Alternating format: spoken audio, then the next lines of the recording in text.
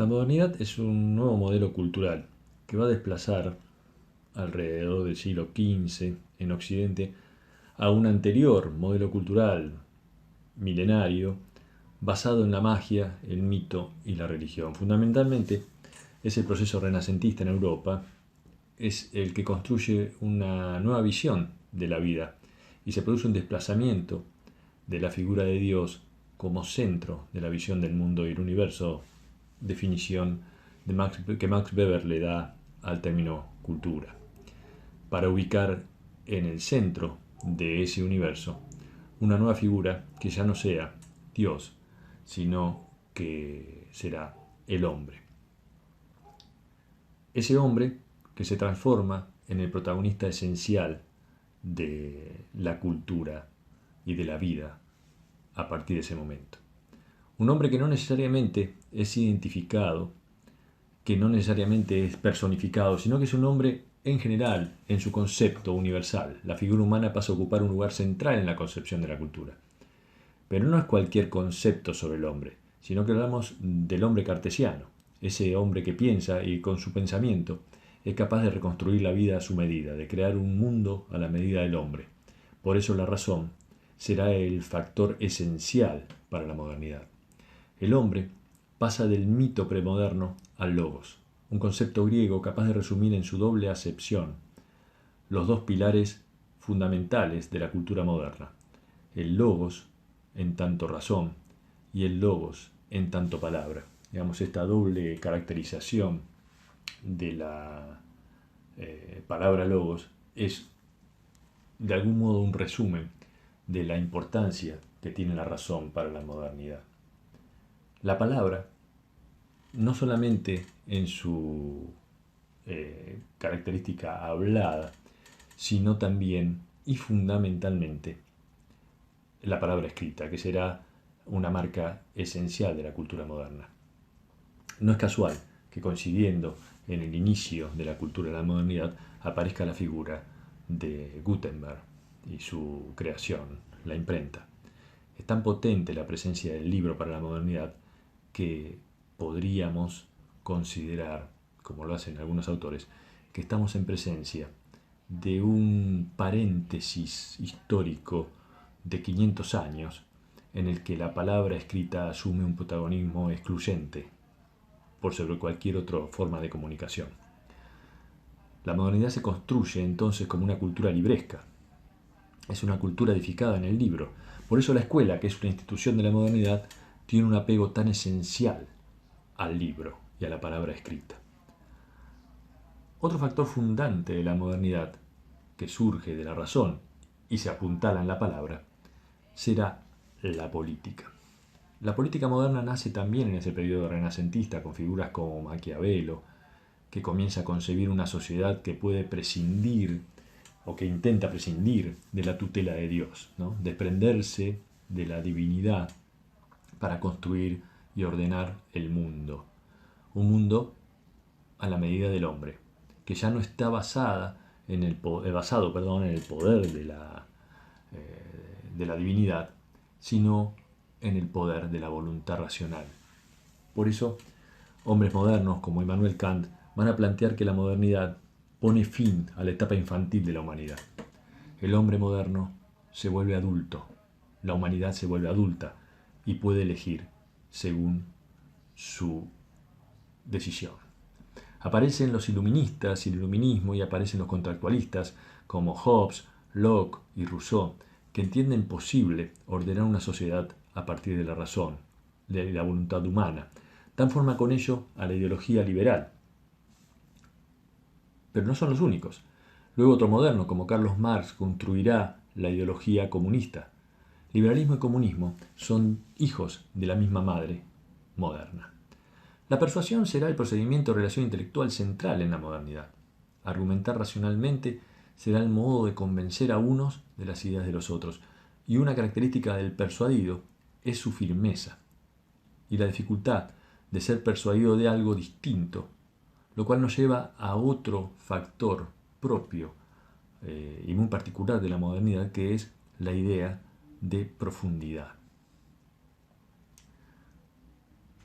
La modernidad es un tiempo profundo. Profundidad entendida como enraizamiento sólido y consistente en algo. Esa profundidad se manifiesta en ideas enraizadas, en sentimientos enraizados, en costumbres enraizadas. Y lo que enraiza es muy difícil de ser movido, es muy difícil de ser modificado.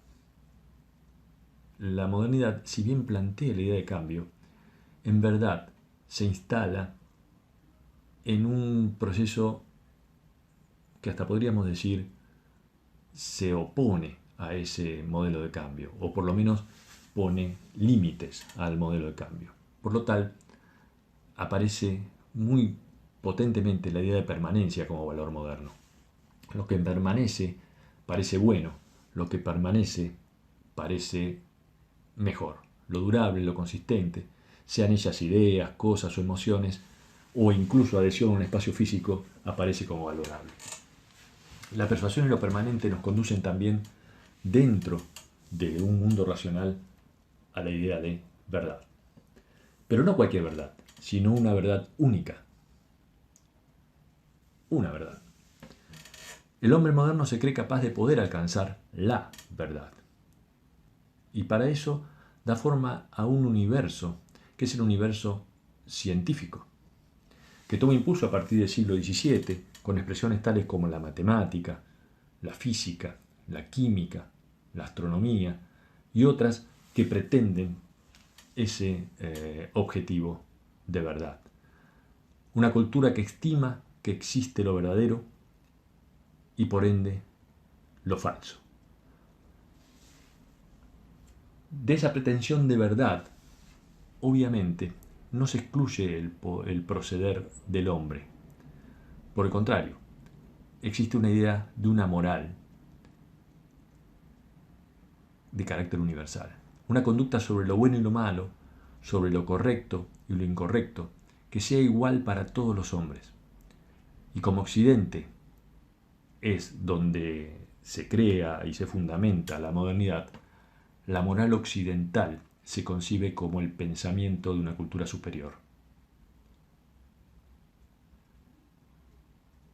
Por otra parte, la pretensión de verdad da lugar a la existencia del conflicto. Y la modernidad es un tiempo de conflictos. El conflicto hace a la modernidad. La cultura moderna no es un tiempo de paz y de armonía, por el contrario. Y esa conflictividad se expresa en un concepto muy propio de la modernidad, que es la dialéctica, uno de los grandes conceptos filosóficos del pensamiento moderno. Hegel desarrolla ampliamente el concepto dialéctico y se puede sintetizar en la idea de lo otro en lo mismo. En cada idea, en cada fenómeno, anima su contrario. Toda circunstancia genera su opuesto y da forma al conflicto que le da sentido a ambas partes. La idea dialéctica es una idea central para la modernidad. Así, el futuro se entiende desde el presente. El presente tiene sentido por la existencia del pasado. La sombra vive en la luz. El dolor requiere del placer. La lejanía se comprende por la cercanía. El inicio supone la existencia del final. La carencia se enfrenta a la opulencia. La ignorancia anida en la sabiduría. El yo supone y exige la existencia del otro. El disgusto está ligado al me gusta. Lo interno contiene lo externo.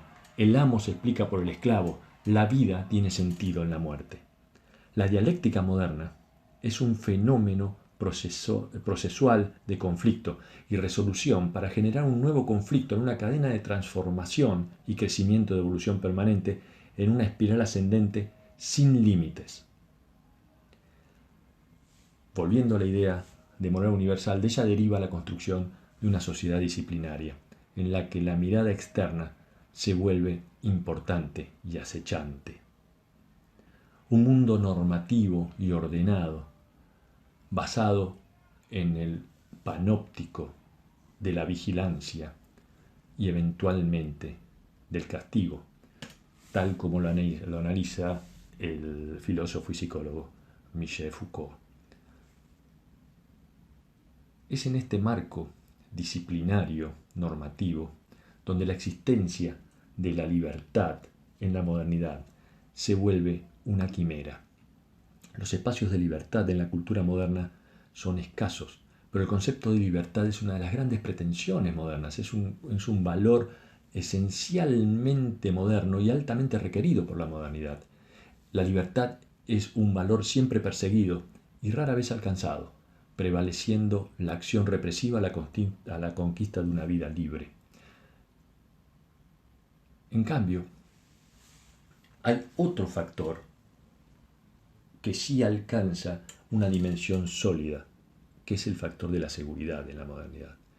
Estamos ante un valor muy presente y casi garantizado, ya que un mundo disciplinario, normativo, jerarquizado, vigilado, asegura una vida protegida. Estamos en presencia de la idea de la jaula de hierro que imaginó Max Weber, que da forma a todo un amplio espectro de seguridad. ¿Sí? Una seguridad de carácter existencial, una seguridad urbana, pero también una seguridad laboral, una seguridad emocional. ¿Sí? Seguridad y libertad forman parte de una misma balanza que difícilmente logre un equilibrio y que dentro de la cultura moderna hace prevalecer el platillo de la seguridad por sobre todas las cosas. En esta idea, en este verdadero conflicto dialéctico, aparece la idea del deber. La idea del deber es una idea que pone afuera del hombre la decisión y hace crecer la importancia del otro en esta relación también dialéctica propia de la modernidad, en una relación que acrecienta la presencia de la norma impuesta por el otro y con ello el conflicto entre libertad y obediencia que realza la figura de la autoridad.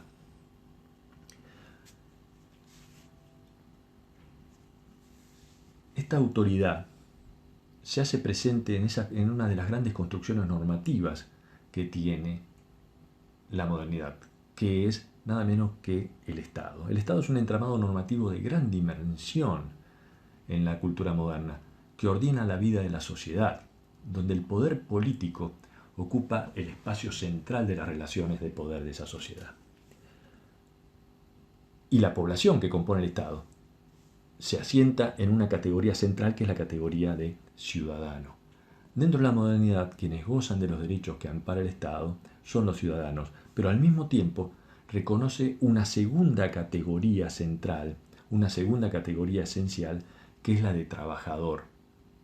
Y en la modernidad domina una ética del trabajo, un valor del trabajo profundamente arraigado. La idea es que el trabajador, la figura del trabajador es para la modernidad un modelo deseable de ciudadano. Y esto no solamente lo es, digamos, el trabajador no solamente es un modelo deseable de ciudadano para el sistema capitalista, sino que incluso lo será para su contrario o su enemigo, que es el marxismo. También el trabajo para el marxismo es una actividad central en la forma de vivir del hombre moderno. Esencialmente se trata de que trabajar es bueno.